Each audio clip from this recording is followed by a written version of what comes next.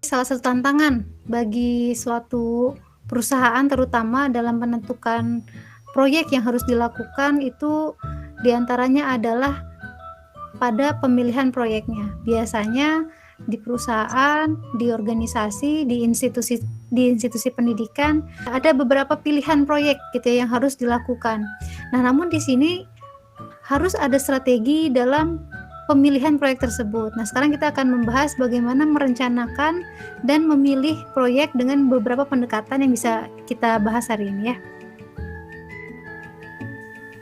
Oke, di sini sebelum kita menentukan mana proyek yang akan diambil, ini dalam hal terdapat beberapa proyek yang kita hadapi dan kita harus pilih gitu ya. Nah, di sini disebut dengan strategic planning. Perencanaan strategis melibatkan tujuan jangka panjang, memprediksi tren masa depan, dan memproyeksi kebutuhan produk dan layanan baru. Ada beberapa cara gitu ya, pendekatan yang bisa kita lakukan untuk menentukan mana proyek yang bisa kita ambil dan mana yang ditolak gitu ya atau tidak dilakukan. Nah, di sini sebagai bagian dari perencanaan strategis, biasanya organisasi melakukan beberapa cara. Di antaranya adalah dengan analisis SWOT gitu ya, mengkaji strength-nya apa, weakness, opportunity, dan threat-nya.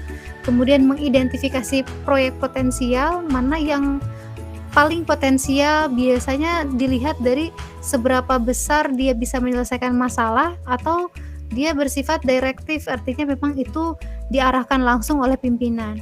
Kemudian menggunakan metode realistis untuk pemilihan proyek yang selaras dengan strategi bisnis. Kemudian meresmikan inisiasi proyek dengan menerbitkan project charter. Nah, ini adalah beberapa bagian hal-hal yang dilakukan dalam perencanaan strategis untuk menentukan suatu proyek diambil atau diprioritaskan atau tidak. Nah, mungkin contoh untuk analisis SWOT, misalnya ada kondisi ada 4 orang ingin memulai bisnis baru di industri film gitu ya. Mereka melakukan pendekatan analisis SWOT untuk memastikan kita lakukan atau tidak proyek ini. Nah, untuk pendekatan analisis SWOT itu dibagi menjadi 4 gitu ya, ada weakness, strength, threat, dan opportunity. Pertama, kita lihat apa sih sebetulnya yang menjadi kekurangan, kelemahan dari kemampuan kita dalam mengelola proyek tersebut gitu ya. Pertama, proyek ini adalah untuk memulai bisnis baru di industri film. Di sini dilakukan analisa weakness. Ternyata keempat orang ini tidak memiliki pengalaman akuntansi dan keuangan gitu ya. Kemudian keempat orang ini tidak memiliki strategi pemasaran yang jelas gitu ya, karena memang di dalam timnya, di 4 orang ini penggagas proyek ini memang tidak ada yang punya pengalaman di akuntansi maupun keuangan. Kemudian sedikit uang investasi, artinya ya tidak ada dana yang cukup besar gitu ya, terutama ini kan industri film membutuhkan banyak investasi yang besar dan ini menjadi kelemahan. Kemudian penggunaan teknologi yang terbatas, ini adalah kelemahan gitu ya, ketika kita mau memutuskan apakah proyek berpotensi dilakukan. Nah, untuk kasus ini dia menggunakan pendekatan SWOT case. Kemudian diidentifikasi kalau begitu apa sih kelebihan proyek yang akan dilakukan ini. Ternyata keempat orang ini memiliki banyak kontak relasi gitu ya, terutama di bidang industri. Kemudian ada keterampilan penjualan dan interpersonal yang kuat, meskipun tidak punya pengalaman akuntansi, tapi ternyata mereka punya kemampuan untuk menjual, marketing gitu ya. Kemudian keterampilan teknis dan perangkat lunak yang kuat. Mereka bisa melakukan misalnya editing videonya, mereka bisa membuat sinematik dan lain sebagainya. Kemudian sampel proyek yang baik. Mereka juga punya beberapa contoh proyek-proyek yang sudah dilakukan gitu ya, yang juga memiliki reputasi yang baik. Nah, kemudian diidentifikasi lalu apa ancamannya. Tentu pertama banyak pesaing gitu ya. Sekarang industri film sudah sangat luar biasa berkembangnya gitu ya, ditambah dengan teknologi-teknologi yang canggih. Kemudian industri mapan lebih diminati pelanggan. Beberapa orang pasti akan memilih film-film yang ya setidaknya yang box office misalnya, atau yang sudah jelas kita akan melihat penulisnya misalnya atau direktornya gitu ya. Sedangkan ini 4 orang ini baru memulai. Kemudian threat-nya resiko tinggi dalam bisnis film gitu ya. Ketika misalnya tidak diminati atau misalnya adanya ketidakcocokan misalnya dengan talent atau artisnya dan lain sebagainya. Nah, itu adalah threat-nya. Kemudian opportunity-nya gitu ya. Kalau begitu apa peluangnya?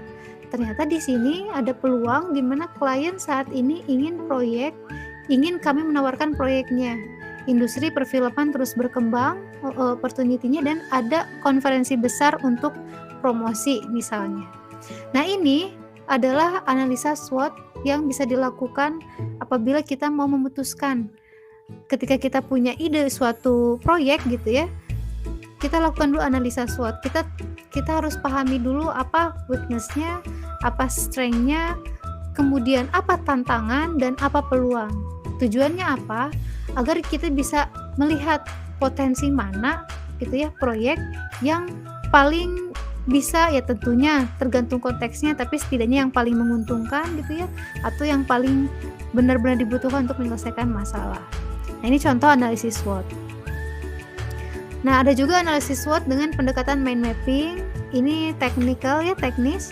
Kita bisa memanfaatkan teknik ini untuk menganalisa seperti apa peluang dari proyek yang mau digagas gitu, misalnya ide-ide proyek dengan pendekatan mind map. Jadi kalau tadi kita buat secara deskriptif, kita bisa juga buat dengan cara mind mapping.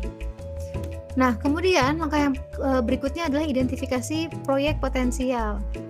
Tentu ketika kita posisinya ada di organisasi, misalnya di perusahaan yang memang, contohnya perusahaan konsultan yang memang mereka punya banyak permintaan terhadap proyek gitu ya.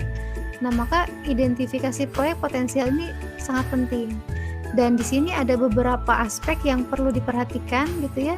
Dari mulai IT strategic planning, business area analysis, project planning, dan resource allocation. Nah, coba kita lihat yang paling atas, IT strategic planning. Di IT strategic planning ini, dalam identifikasi proyek potensial, mengembangkan strategi IT sejalan dengan misi dan visi organisasi. Identifikasi area bisnis utama. Jadi pastikan proyek itu benar-benar sejalan dengan visi dan misi organisasinya. Kalau kita lihat dari sudut pandang IT strategic planning, gitu ya. Kemudian dari bisnis area analysis, menentukan proses bisnis mana yang paling diuntungkan dari proyek IT tersebut. Kita lihat kalau kita lakukan proyek IT ini, proses bisnis mana yang paling bisa mendapatkan dampak positif gitu ya dari proyek IT tersebut. Contohnya misalnya ada ini di pendidikan ya, di kampus misalnya. Di kampus ini ketika pandemik datang, perkuliahan awalnya kita lakukan secara face to face gitu ya, secara sinkron, secara sinkronus. Kemudian ketika pandemik datang, maka ada kondisi yang mana proses bisnis, salah satunya proses pembelajaran itu sangat terganggu gitu ya, bahkan tidak bisa dilakukan sama sekali.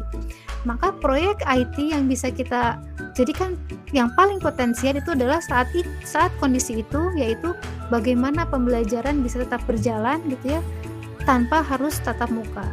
Nah, itu adalah kondisi di mana suatu proyek bisa diprioritaskan gitu ya. Maka kita lihat mana yang paling diuntungkan, mana yang paling mendapatkan dampak yang paling besar gitu ya, ketika kita mau menentukan proyek mana yang harus dilakukan. Kemudian berdasarkan project planning, organisasi mulai mendefinisikan ruang lingkup, manfaat, dan kendala proyek IT, kemudian memilih proyek mana yang akan dikerjakan dan menetapkan sumber dayanya. Jadi dari atas kita lihat apakah memang proyeknya sejalan dengan visi misi, kemudian kita lihat lagi kalau begitu proses bisnis mana yang akan diuntungkan, kemudian ditentukan lagi ruang lingkupnya dan tetapkan sumber dayanya. Nah, ini identifikasi proyek yang potensial.